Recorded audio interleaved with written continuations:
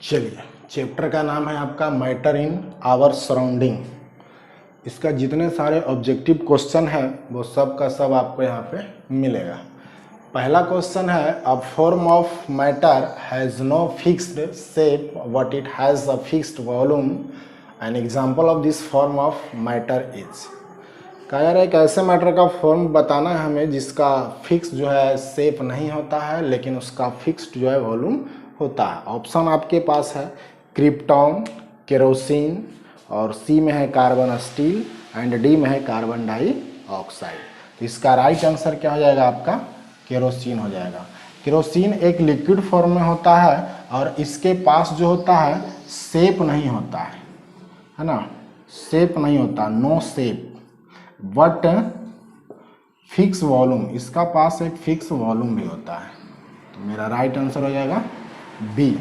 बहुत सारे ऑप्शन है, ये भी आप सॉलिड फॉर्म में होता है। कार्बन स्टील भी एक सॉलिड फॉर्म में है। कार्बन डाइऑक्साइड जो होता है वो गैसीय फॉर्म में होता है। तो गैस का तो ना ही कोई फिक्स शेप होता है और ना ही उसका कोई फिक्स वॉल्यूम होता है। ये डिफिनीशन से कहता है गैस का। तो इसका राइट आंसर हो जाएगा आपका केरोसिन। चलिए दूसरा नेक्स्ट क्वेश्चन देखते हैं। चलिए नेक्स्ट क्वेश्चन है आपका, out of the following an example of matter which can be termed as fluid is. जो निम्नलिखित इनमें से दिए गए हैं तो पूछा जा रहा है कि इनमें से कौन जो है फ्लूइड करता है।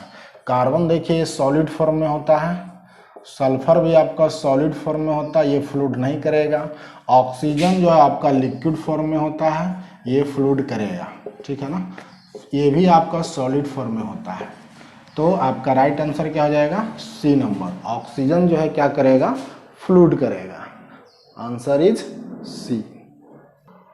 चलिए नेक्स्ट क्वेश्चन आपके पास है, which one of the following statement is correct in respect of fluids. पूछा जा रहा है कि ये जो चार ऑप्शंस दिए गए हैं इनमें से कौन सा स्टेटमेंट करेक्ट होगा, यानी कौन सा स्टेटमेंट करेक्ट है जो फ्लूइड्स करता है। फर्स्ट में only gases behave as fluids. पूछा जा रहा है क्या सिर्फ गैस जो है फ्लूइड्स करते हैं? नहीं।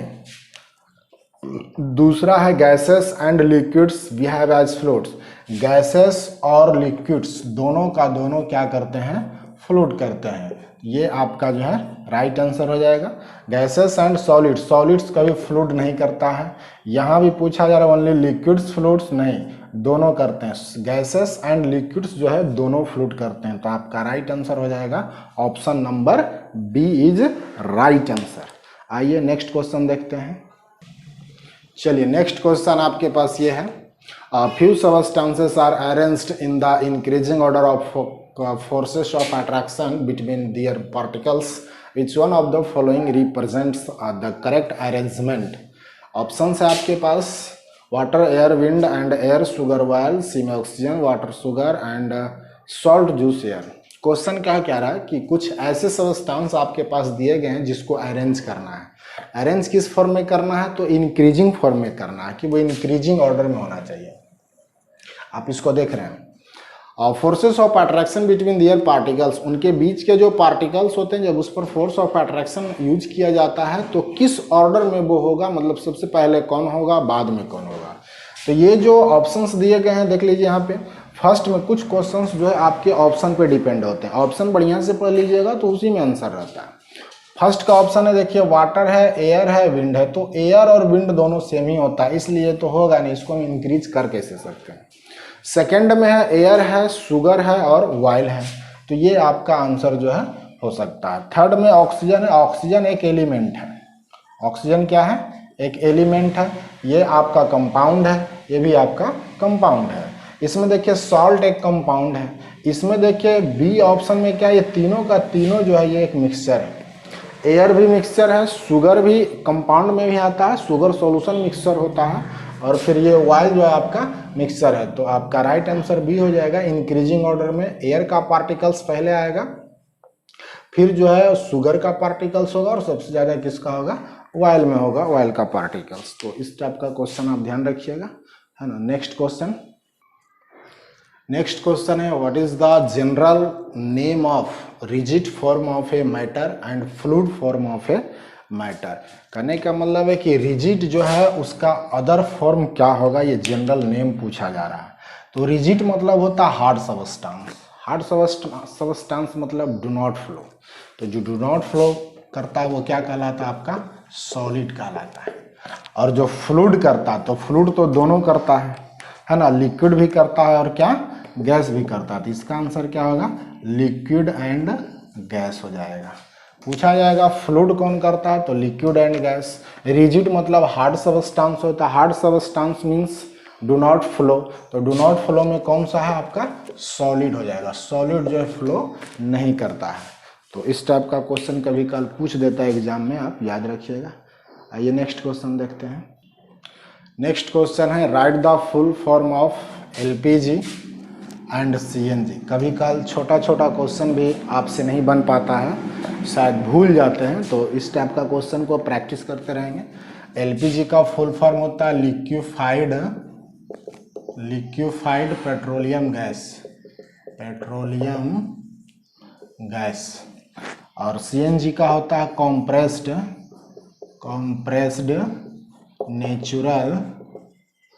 नेचुरल गैस, है ना। एलपीजी का फुल फॉर्म होता है लिक्विफाइड पेट्रोलियम गैस और सीएनजी का फुल फॉर्म होता है कॉम्प्रेस्ड नेचुरल गैस। याद रखिएगा, इस टाइप का क्वेश्चन पूछते रहता है, ये कभी कल आप भूल भी जाते हैं, तो ऐसे टाइप को क्वेश्चन को पढ़ते रहिए। आइए नेक्स्ट क्वेश्चन इसमें देखते हैं। चलिए, एक ऐसा टॉपिक है डिफ्यूजन, इस चैप्टर में पढ़ना है और बहुत इंपॉर्टेंट टॉपिक होता है। स्टूडेंट्स को समझने में भी कहीं कहीं प्रॉब्लम्स होते हैं, हालांकि बहुत ज़्यादा डिफिकल्ट नहीं है। इसका मतलब क्या होता है ना कि diffusion of one substance into another substance goes on until a uniform mixture. मतलब एक सबस्टांस जो होते हैं, वन सबस्टांस है ना, वन सबस्टांस जो होते हैं वो किसी अनदर सबस्टांस के साथ, अनदर सबस्टांस, तो इसके पार्टिकल्स और इसके पार्टिकल्स, ये दोनों का पार्टिकल्स पे डिपेंड करता है। एक सबस्टांस जो है किसी दूसरे सबस्टांस, और ये दोनों सबस्टांस का जो पार्टिकल्स होता है ना, वो क्या करता है, किसी दूसरे फॉर्म में चला जाता है। यह कह सकते हैं यूनिफॉर्म मिक्सचर, है ना, एक मिक्सचर का फॉर्मेशन करता है और वही फॉर्मेशन क्या होता है, जो है डिफ्यूजन कहलाता है। अब क्वेश्चन इसमें ये बनता है आपका, एक क्वेश्चन यहाँ पे ये बन जाता है कि डिफ्यूजन, आप देख रहे हैं डिफ्यूजन को, यहाँ पे देख रहे हैं डिफ्यूजन। अब डिफ्यूजन तीन चीज़ पे डिपेंड करता है। सबसे फर्स्ट में आता है गैसेस फॉर्म, सेकंड आता है लिक्विड फॉर्म, उसके बाद है सॉलिड फॉर्म, है ना। तो कहने का मतलब है कि डिफ्यूजन जो होता है किस फॉर्म में सबसे ज़्यादा फास्टेस्ट होता है एंड स्लोएस्ट किस में होता है। तो याद रखिएगा, सबसे ज़्यादा जो फास्टेस्ट होता है वो आपका गैस फॉर्म में होता है, सबसे ज़्यादा। इससे थोड़ा सा कम होता है, इससे थोड़ा सा क्या होता है, कम होता है, कौन सा, लिक्विड होता है ना, लिक्विड होता है। ये भी फास्टेस्ट होता है लेकिन गैसेस फॉर्म से कम होता है, और ये जो होता है वो सबसे कम होता है। ये स्लो प्रोसेस होता है, इसमें स्लो होता है, स्लोएस्ट फॉर्म इसको कह सकते हैं। क्वेश्चन आपसे पूछा जाएगा कि तीनों में से अगर गैसेस और लिक्विड में पूछा जाए कि कौन सबसे ज़्यादा है, तो गैसेस होता है। अगर लिक्विड और सॉलिड में पूछा जाए सबसे ज़्यादा फास्टेस्ट डिफ्यूजन किस में होता है, तो लिक्विड में होगा। अगर गैस और सॉलिड में पूछा जाएगा तो सबसे ज़्यादा गैस में होगा। सॉलिड जो होता है स्लोएस्ट फॉर्म में होता है, इसका जो होता है स्लोएस्ट में होता है, कम होता है। अच्छा, ये सब का रीज़न क्या है, क्यों होता है, गैस में सबसे ज़्यादा डिफ्यूजन होता है, लिक्विड में इससे कम होता है, और फिर इससे भी कम होता है आपका सॉलिड में। ऐसा क्यों होता है, क्या वजह है इसका? अगर रीज़न पूछा जाए तो आप क्या बताइएगा कि इसके जो पार्टिकल्स होते हैं, गैसेस का जो पार्टिकल्स होता है वो मूव करता है सबसे ज़्यादा। लिख सकते हैं आप इसको, मूव रैपिडली, मतलब जल्दी क्या कर जाता है, मूव कर जाता है, ठीक है ना। मूव रैपिडली करता है गैस का, इससे कम ये करता है, और सबसे कम इसमें तो होता ही नहीं, ये छोड़ ही दीजिए आप। तो यहाँ पे क्वेश्चन याद रखना है डिफ्यूजन का कि पूछा जाएगा कि सॉलिड, लिक्विड, गैस, ये तीनों में सबसे ज़्यादा फास्टेस्ट जो है किस में डिफ्यूजन होता है? तो गैस में होता है। अगर गैस और लिक्विड का ऑप्शन रहेगा तो गैस में ज़्यादा होगा, लिक्विड में कम होगा। लिक्विड और सॉलिड का अगर डिफरेंस दोनों दे दिया ऑप्शन में, पूछा जा रहा है ये दोनों में कौन सबसे ज़्यादा होगा और कौन कम, तो लिक्विड में ज़्यादा होगा और सॉलिड में क्या होगा? कम होगा। अगर गैस और सॉलिड की बात की जाएगी तो गैसेस में ज़्यादा होते हैं, सॉलिड में कम होते हैं। यही हमारा डिफ्यूजन है और इसको अलग अलग ये डिपेंड करता है। वो जब एक्सरसाइज आप पढ़िएगा तो वहाँ पे सारा का सारा प्रोसेस आपको मिल जाएगा। आइए कुछ और क्वेश्चन देखते हैं। इसमें समझ गए होंगे आप लोग। और यही देखिए वजह होता है, जैसे जो आप अगरबत्ती देख रहे हैं या कोई खाना जो होता है पकता है, बढ़िया खाना किसी के यहाँ मीट पक रहा है या चिकन पक रहा है, तो उसका जो स्मेल होता है बहुत जल्दी हम लोग को पता चल जाता है। तो यही वजह होता है, क्योंकि जो स्मेल होता है वो जो खाना जो पकता है तो गैसीय फॉर्म में क्या करता है? फ्लो करता है। और फ्लो करता है तो उसका तेजी से जो होता है हम लोग के पास पहुंच जाता है। यही लिक्विड और सॉलिड फॉर्म में कुछ नहीं पता चलता है क्या हुआ नहीं हुआ। तो एक ये भी क्वेश्चन होता है कि अगरबत्ती का स्मेल जो होता है वो हमारे पास जल्दी पता चल जाता है कि कहीं अगरबत्ती जल रहा है। या कुछ ऐसे खाने जो स्वादिष्ट होते हैं, स्वादिष्ट खाने अगर पक रहे हैं तो उसका भी स्मेल जो होता है हम लोग को बहुत जल्दी पता चल जाता है। रीजन पूछा जाएगा बिकॉज, तो लिखिएगा यहाँ पे मूव वेरी रैपिडली, है ना। वो मतलब कि सबसे तेजी से क्या करता है? मूव करता है, इसीलिए हम लोग को उसका स्मेल जो है बहुत जल्दी पता चल जाता है। एक और क्वेश्चन आपको इस टाइप में पूछा जाता है इस चैप्टर में कि केल्विन स्केल है उसको सेल्सियस स्केल में कन्वर्ट करना है, या फिर सेल्सियस स्केल है उसको केल्विन स्केल में आपको कन्वर्ट करना है। तो इसके लिए फार्मूला होता है K इक्वल टू होता है डिग्री सेल्सियस प्लस 273। ये फार्मूला आप नोट कर लीजिएगा, है ना। अगर डिग्री सेल्सियस में कन्वर्ट करना रहेगा तो यहाँ से क्या हो जाएगा? K माइनस क्या हो जाएगा? 273। ये दोनों का दोनों फार्मूला है। केल्विन में दिया हुआ है, अगर डिग्री सेल्सियस में कन्वर्ट करना है नीचे वाला फार्मूला यूज होगा। अगर डिग्री सेल्सियस में दिया हुआ है, कन्वर्ट करने के लिए केल्विन स्केल में पूछा जा रहा है तो 273 से क्या करेंगे? ऐड करेंगे। अच्छा, ये दोनों का दोनों फार्मूला है, आप इस पर इसको देख लीजिएगा। इसमें क्वेश्चन और पूछा जाता है कि जो केल्विन स्केल है उसका इन्वेंशन कौन किया था और जो डिग्री सेल्सियस है उसका इन्वेंशन कौन किया था। तो आप ये बात दोनों याद रखिएगा। जो सेल्सियस स्केल होता है उसका, सेल्सियस स्केल या केल्विन स्केल, सेल्सियस स्केल का जो इन्वेंशन थे एंडर्स सेल्सियस थे। एंडर्स क्या थे? सेल्सियस। ये साइंटिस्ट का नाम है। एंडर्स सेल्सियस जो है इसका क्या किए थे? इन्वेंशन किए थे। और केल्विन स्केल का जो बात होता है इसमें लॉर्ड विलियम थॉमस केल्विन थे। यहाँ पे लिख देते हैं लॉर्ड विलियम थॉमस केल्विन, ये इनका पूरा नाम है, आप इसको नोट कर लीजिएगा। केल्विन स्केल का इन्वेंशन पूछा जाएगा, लॉर्ड विलियम थॉमस केल्विन पूरा नाम था। डिग्री सेल्सियस का इन्वेंशन पूछा जाएगा तो एंडर्स सेल्सियस इनका नाम था। ठीक है, ये सब कहाँ के थे? यूके के थे, यूनाइटेड किंगडम के थे।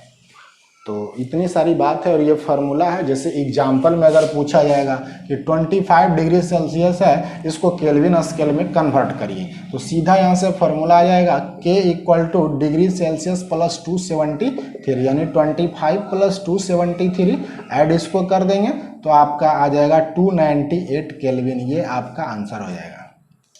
ठीक है, अगर यही क्वेश्चन आपको केल्विन स्केल में दिया हुआ रहेगा और पूछ दे कि डिग्री सेल्सियस में कितना होगा, तो आप यहाँ से इसको ये फॉर्मूला यूज इसको माइनस कर देंगे। जैसे अगर रहता क्वेश्चन की 298 केल्विन है और इसको डिग्री सेल्सियस में, तो नीचे वाला फॉर्मूला लिखते हैं डिग्री सेल्सियस इक्वल टू होता है K माइनस 273, यानी 298 माइनस 273, तो मेरा आंसर आया था 25 डिग्री सेल्सियस। 25 डिग्री से 25 डिग्री सेल्सियस को केल्विन में कन्वर्ट किए तो 298 केल्विन आ गया। वापस हम 298 केल्विन को क्या किए? कन्वर्ट कर दिए डिग्री सेल्सियस में, तो 25 डिग्री सेल्सियस आ गया। तो आपका ये जो है आपका आंसर है। तो इसमें आप ध्यान दे दीजिए, बहुत सारे क्वेश्चंस जो हैं बनते हैं इसके ऑब्जेक्टिव में, तो आप इसको नोट कर लीजिएगा कॉपी में और ऑब्जेक्टिव टाइप बना करके पढ़िए। चलिए, एक ये पॉइंट है, स्टूडेंट्स को बहुत सारी इसमें प्रॉब्लम्स क्रिएट होते रहते हैं कि मेल्टिंग क्या होता है, बॉइलिंग क्या है, वेपोराइजेशन क्या होते हैं, कंडेंसेशन क्या होते हैं, फ्रीजिंग क्या होते हैं। ये सारे टाइप्स जो होते हैं एक जगह ऐसे चैप्टर में जब बताया जाता है, हम भी पढ़ाए होंगे तो कहीं ना कहीं आपको इस चैप्टर में मिलेगा। लेकिन इसमें होता क्या है कि मेल्टिंग पॉइंट क्या है, बॉइलिंग पॉइंट क्या है, वेपोराइजेशन क्या होते हैं। तो बॉइलिंग और वेपोराइजेशन दोनों सेम पॉइंट होते हैं। कंडेंसेशन अलग होता है, फ्रीजिंग अलग होता है। एज लाइक मेल्टिंग पॉइंट का अपोजिट जो है फ्रीजिंग होता है। ध्यान से समझ लीजिएगा, मेल्टिंग पॉइंट का जो अपोजिट है उसको हम लोग क्या कहते हैं, फ्रीजिंग कहते हैं। और बॉइलिंग और वेपोराइजेशन जो होता है इसका अपोजिट क्या कहलाता है, कंडेंसेशन कहलाता है। दोनों का दो पॉइंट है। तो अब देखिए मेल्टिंग पॉइंट क्या होता है, तो जो सॉलिड टू लिक्विड चेंज करता है, solid to liquid, solid to liquid change. कहने का मतलब कोई अगर सॉलिड सबस्टांस जो है वो चेंज हो जाता है अगर लिक्विड सबस्टांस में, तो उसे हम लोग क्या कहते हैं, मेल्टिंग कहते हैं। और फ्रीजिंग का क्या होता है, लिक्विड टू सॉलिड चेंज। यानी कोई सबस्टांस लिक्विड फॉर्म में है, अगर वो कन्वर्ट या चेंज होता है सॉलिड फॉर्म में तो उसे हम लोग क्या कहते हैं, फ्रीजिंग कहते हैं। कहने का मतलब कि लिक्विड मतलब क्या, जैसे फ्रीजिंग मतलब होता है जमना, मेल्ट मतलब होता है पिघलना। सॉलिड फॉर्म में कोई रहता है, जैसे आइस जो होता है एक सॉलिड फॉर्म में होता है। यह क्या करता है, नॉर्मल टेम्परेचर 0 डिग्री सेल्सियस पे क्या करता है, मेल्ट कर जाता है। मेल्ट करने के बाद वो किस फॉर्म में आ जाता है, लिक्विड फॉर्म में आ जाता है। तो उसी को हम लोग क्या कहते हैं, मेल्टिंग कहते हैं। फ्रीजिंग क्या होता है, कोई लिक्विड है जैसे वाटर ले लीजिए आप, वाटर अगर क्या करता है, फ्रीज मतलब जम जाता है, तो जमने के बाद वो आइस बन जाता है। आइस को हम लोग क्या कहते हैं, सॉलिड कहते हैं, सॉलिड फॉर्म में आइस रहता है। तो ऐसे पॉइंट को क्या कहा जाता है, आपका फ्रीजिंग कहा जाता है। तो यही होता है दोनों में डिफरेंस।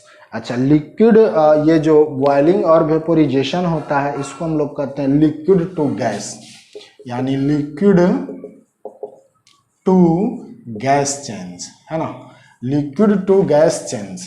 तो ये फॉर्म जो होता है आपका वो क्या कहलाता है, बॉइलिंग कहलाता है, या फिर इसको वेपोराइजेशन कह सकते हैं। वेपर होता है, कोई लिक्विड है जिससे खाना पकाते हैं आप, या चावल बनता है या कुछ भी चीज़ बनता है, तो उसमें जो वेपर होते हैं गैसीय फॉर्म में होते हैं, वो क्या करते हैं, ऊपर चले जाते हैं। जितना देर तक आप उसको बॉयल करिएगा उतना गैसेस जो होते हैं वो बाहर चले जाते हैं। एक समय आएगा कोई उसमें कुछ नहीं बचता है।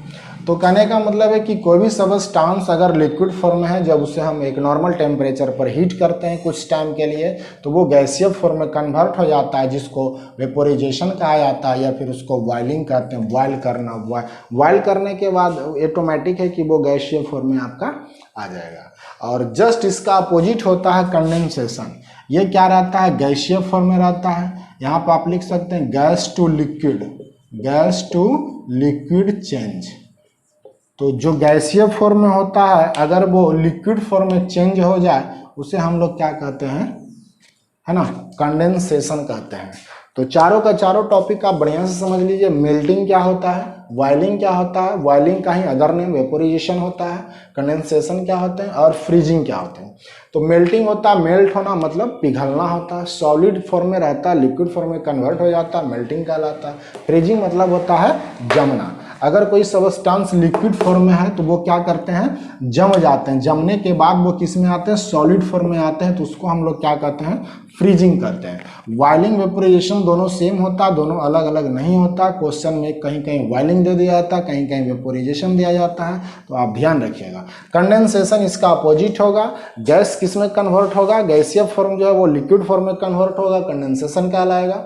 अगर लिक्विड से गैसीय फॉर्म में कन्वर्ट होता है उसको हम लोग बॉइलिंग कहते हैं या वेपोराइजेशन कहते हैं। तो चारों का चारों पॉइंट जो होता है बहुत इंपॉर्टेंट होता है। डिफिनीशन इसका नहीं समझ में आता है तो आगे का टॉपिक भी नहीं समझ पाइएगा। तो पहले डिफिनीशन समझ लीजिए कि इसका मतलब क्या होता है, मीनिंग क्या होता है।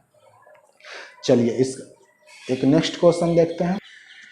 चलिए एक पॉइंट इसमें सब्लिमेशन भी पढ़ना, जो कि बहुत इंपॉर्टेंट होता है। अभी हम लोग ये देख रहे थे कि जो सॉलिड है वो लिक्विड में कन्वर्ट हो रहा है, या फिर लिक्विड जो है सॉलिड में कन्वर्ट हो रहा है, लिक्विड गैस में कन्वर्ट हो रहा था, और गैस जो है कहाँ पे हो रहा था, लिक्विड में कन्वर्ट हो रहा था। तो ये सारे अलग अलग सॉलिड लिक्विड में कन्वर्ट हो रहा था, उसको हम लोग क्या कह रहे थे, मेल्ट कर रहे थे, पिघल जा रहा था, है ना। वापस लिक्विड जो है सॉलिड में कन्वर्ट हो रहा था, इसको हम लोग फ्रीजिंग कह रहे थे। सेकंड क्या था, लिक्विड गैस में कन्वर्ट हो रहा था, तो उसको हम लोग बॉइलिंग कह रहे थे या वेपोराइजेशन, और गैस जो है लिक्विड में कन्वर्ट हो रहा था तो उसको हम लोग कंडेंसेशन कह रहे थे। तो यहाँ एक क्वेश्चन ऐसा पूछ देता है कि जो सॉलिड है वो आपका डायरेक्ट गैस में अगर कन्वर्ट हो जाए तो हम क्या कहें, क्योंकि इसमें देखिए सॉलिड डायरेक्ट गैस में कन्वर्ट नहीं किया गया। अगर क्वेश्चन आपसे पूछ दे कि सॉलिड जो है आपका वो डायरेक्ट किस में कन्वर्ट हो जाए, गैस में कन्वर्ट हो जाए, कब, जब इसको हीट किया जाएगा तब। तो ध्यान रखिएगा, है ना, सॉलिड को जब हम हीट करेंगे तो वो किस में कन्वर्ट होगा, गैसीय फॉर्म में कन्वर्ट होगा। लेकिन वापस अगर हम क्या करते हैं, गैस को वापस क्या करते हैं, गैस को कूल करते हैं अगर, है ना, कूलिंग करते हैं, जैसा ही कूलिंग करते हैं गैस को तो ये किस फॉर्म में आता है, सॉलिड फॉर्म में आता है, और यही कहलाता है सब्लिमेशन। यानी सॉलिड फॉर्म जो है डायरेक्ट गैस में कन्वर्ट हो जाए, या फिर गैस जो है इसको डायरेक्ट कूलिंग करने के बाद सॉलिड फॉर्म में कन्वर्ट हो जाए, ये दोनों का दोनों प्रोसेस क्या कहलाता है, सब्लिमेशन कहलाता है। याद रखिएगा, सॉलिड कन्वर्ट गैस में होगा, गैस कूलिंग किस में होगा, सॉलिड में होगा। तो ये दोनों का दोनों डिफिनेशन किसको बतलाता है कि ये प्रोसेस जो कहलाता है वो सब्लिमेशन कहलाता है। यानी the changing of A solid directly into vapour या गैस इज कॉल्ड सब्लिमेशन, या फिर कह सकते हैं द चेंजिंग ऑफ वेपर या गैस, है ना, डायरेक्टली इनटू सॉलिड। तो ये दोनों प्रोसेस क्या कहलाता है, सब्लिमेशन कहलाता है। ठीक है, इसको नोट कर लीजिएगा।